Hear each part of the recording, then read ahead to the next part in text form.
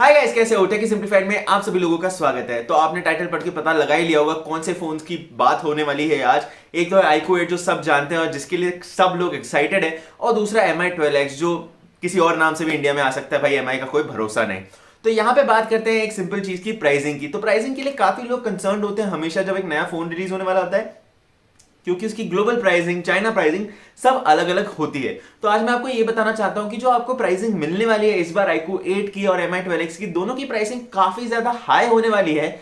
उतनी ज्यादा कॉम्पिटिटिव नहीं होगी जितनी अभी थी, और इसके पीछे काफी वैलिड रीजंस है। अभी काफी लोगों को लगता है कि जो मैन्युफैक्चरर का ग्रीड होता है वही एक रीजन होता है यहाँ पे प्राइस बढ़ाने के लिए, बट वैसा नहीं है। तो आज मैं आपको सारे रीजंस क्यों प्राइस बढ़ सकती है इसके बिल्कुल डिटेल में रिसर्च के साथ बताऊंगा। तो प्लीज वीडियो पूरा देखिए, आपको काफी बढ़िया जानकारी मिलने वाली है। ठीक है, शुरू करते हैं। सबसे पहले बात करते हैं लेबर कॉस्ट की। तो आपको पता होगा आपके फोन की कॉस्ट में फोन का जो एक्चुअल मटेरियल है उससे ज्यादा बाकी चीजों की कॉस्ट आती है, जैसे टेस्टिंग हो गया, लेबर हो गया, राइट। तो अब लेबर कॉस्ट क्यों सडनली बढ़ने लग गई है? क्यों?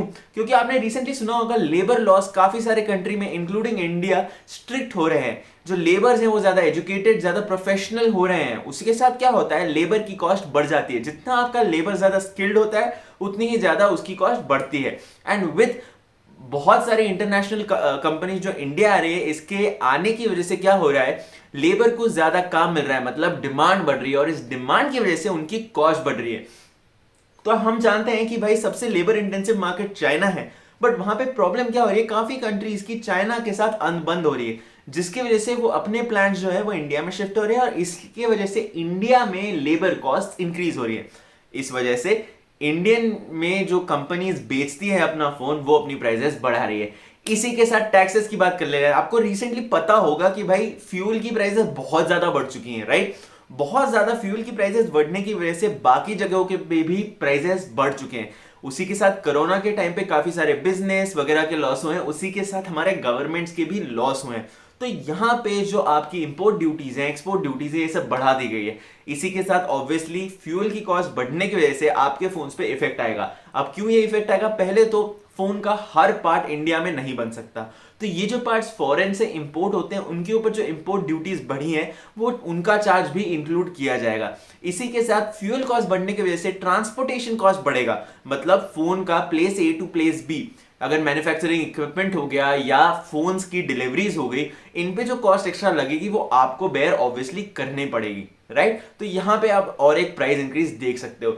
इसी के साथ वापस एक बार चाइना की तरफ जाते हैं और बात करते हैं सिलिकॉन की। तो आपको पता होगा सिलिकॉन एक बहुत ही इंपॉर्टेंट फैक्टर है किसी भी फोन के डेवलपमेंट में। क्यों? Chips, right. तो इंटरनेशनली, ग्लोबली एक चिप शॉर्टेज नाम का एक कंसेप्ट अभी हो रहा है।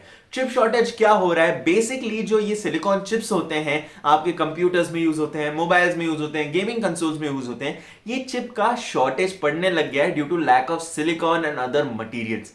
अब ये लैक क्यों आ रहा है, ये प्रॉब्लम क्यों आ रही है? तो जब से कोविड शुरू हुआ है तब से चाइना के बाकी कंट्रीज के साथ संबंध बिगड़ने लगे हैं। इसी के साथ China being the major manufacturer of silicon chips, you can guess, China बाकी देशों को कम दे रहा है ये चिप्स और अपने लिए ज्यादा यूज कर रहा है। इसके पीछे का ऑब्वियस रीजन ये है कि सिलिकॉन शॉर्टेज जो है वो चाइना को भी अफेक्ट करेगा, तो वो बस इतना चाहते हैं कि भाई हमारी कंट्री को सब पहले मिल जाए, राइट। तो यहां पे उस वजह से शॉर्टेज और बढ़ता जा रहा है। इसी के साथ क्रिप्टो माइनिंग, इसकी वजह से भी शॉर्टेज बढ़ रहा है। तो आपको पता होगा कि जैसे आजकल नए ग्राफिक कार्ड रिलीज होते हैं वो गायब हो जाते हैं, वो मिलना मुश्किल हो गया है।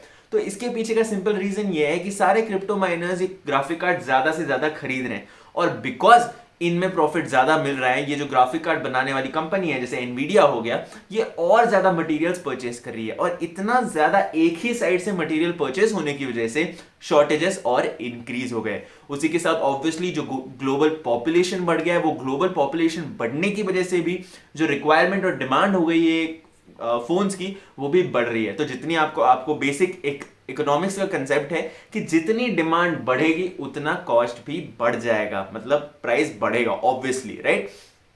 तो यहां पे अब हम बात करते हैं कि क्यों iQOO 8 और MI 12X की प्राइसेस बढ़ेगी। तो पहले iQOO 8 की बात कर लेते हैं, राइट।